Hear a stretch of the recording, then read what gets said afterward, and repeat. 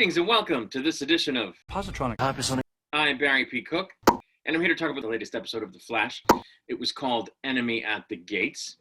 And the first thing we saw in this episode was Nora. And not the older Nora, the future Nora, the speedster Nora. Barry and Iris's daughter, which was very cool. And she says, Dad, don't worry. I know we've been through a lot, but everything's going to be okay. Now, it turns out it was kind of just like a vision or a dream that Barry had, but it was very cool to see her. And we know that it's a portent of things to come, or I should say foreshadowing of things to come, because she's supposed to come back and participate in some goings on. So that was cool. The next thing we see is Barry at home talking to Iris, who's off in another room, and talking about how he's going to go have her urine tested, I guess, because he took from this appearance of Nora that she must now be pregnant if Nora exists again. So he's going to test her urine to find out, and he's talking to her about that, but we don't see her. She's off in another room, and you don't hear her either.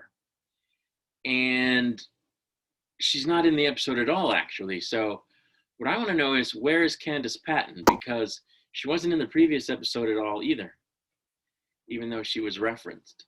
So I don't know if she's been ill, if she took a leave of absence. I don't know. She hasn't been in the episode. So I kind of want to know where she is, because it's like noticeable. It's kind of like, it breaks the fourth wall a little bit, and that's not cool. But anyway, Cecile shows up before Barry can leave and wants to see Iris, but he tells her that Iris is at work, and Cecilia kind of suspects that it's not true because she sees Iris's laptop, and he says, oh, she went old school today, pen and paper, and she ends up kind of buying it, but like, wouldn't she know he was lying? Doesn't she have like that thing? So I don't know. I thought that was a little weird. But I guess he didn't want them to talk because he doesn't want anybody to know that they think they're pregnant until he can confirm it. So I don't know. It was just kind of a crazy scene. The next thing we find out is that Frost is dubious of Chilblain's new leaf that he seemingly has turned over. She doesn't believe it. But it was cool because while she's talking about it with some of the other members of the team, I think it's Chester that says, oh, you mean he supposedly went good like Captain Cold went good?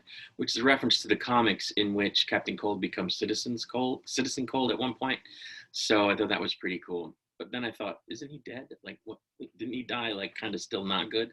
I don't know. Anyway, then we have a scene where Joe and the captain realize that they have a lead on finding her compatriot, her quote-unquote brother. And so they head off to pursue that. Then the next thing we see is that multiple Godspeeds show up in Central City, which, of course, is not good.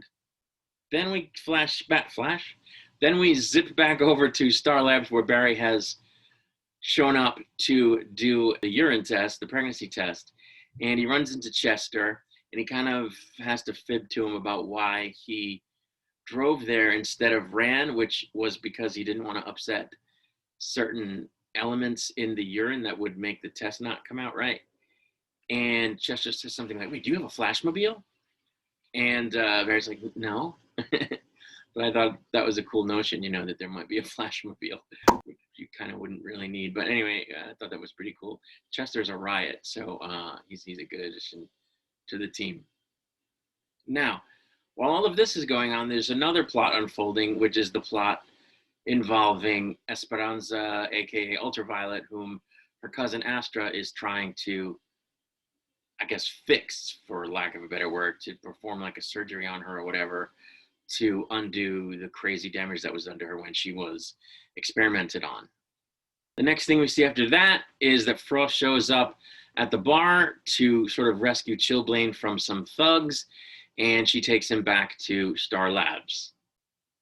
Meanwhile, Barry is at his police lab, where Chester suggested he go for a better test. And Cecile shows up for I guess, their weekly lunch that they have, apparently, which I didn't know about. But she shows up, and while she's there, an explosion goes off outside. And before the glass of the windows can hurt either Barry or Cecile, Barry whisks her out of the room at super speed. and is obviously like, what the hell was that? We, of course, know that it's probably Godspeed. Soon enough, the team realizes that they have a Godspeed problem. Chilblain wants to help. Frost doesn't really trust him, and besides which, he's injured from the incident at the bar.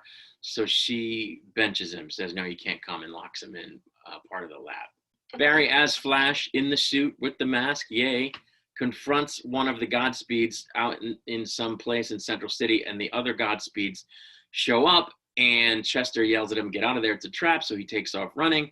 They give chase, and he asks Chester to activate the Star Labs force field, which he does, and Barry just manages to slide in underneath it as it's coming down, and it prevents the Godspeeds from catching him. But soon enough, of course, Barry's in the suit with the mask down.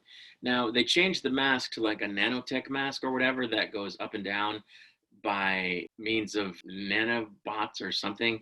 It's not a physical mask.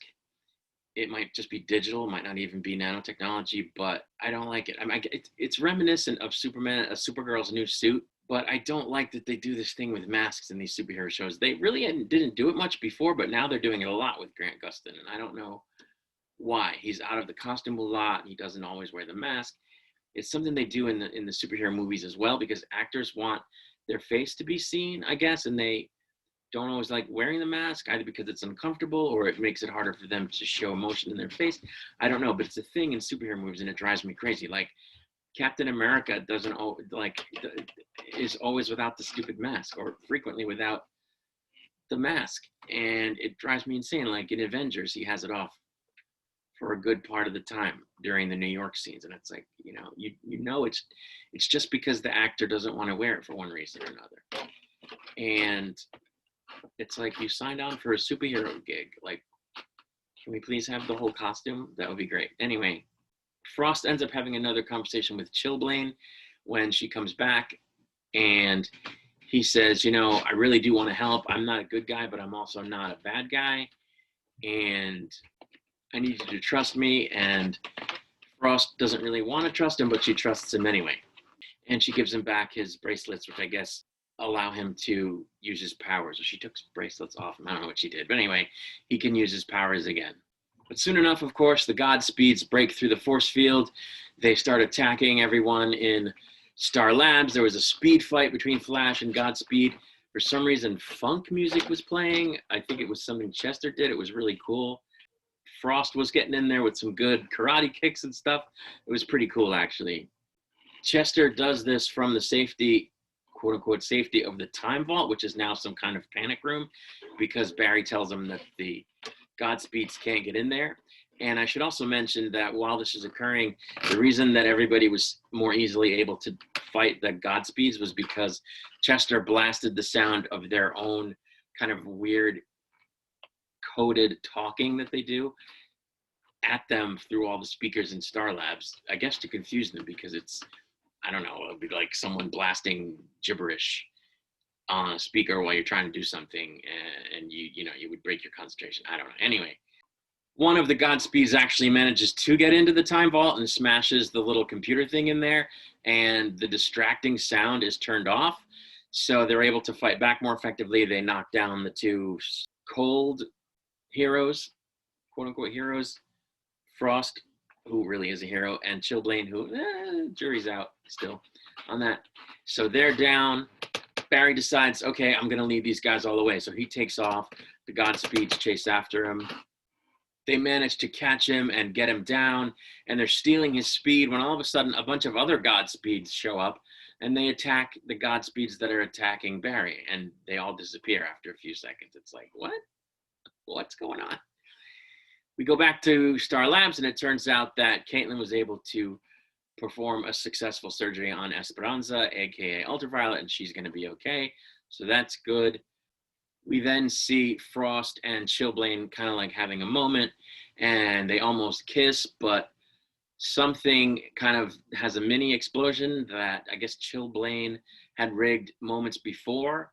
And when Frost gets up to see what it is, he just takes off. So I don't know what's going on there. Was he tricking her? Because it seems like he genuinely cares about her and likes her, but then he just kind of ditched out on her. So I don't know what's going on there. So that happens.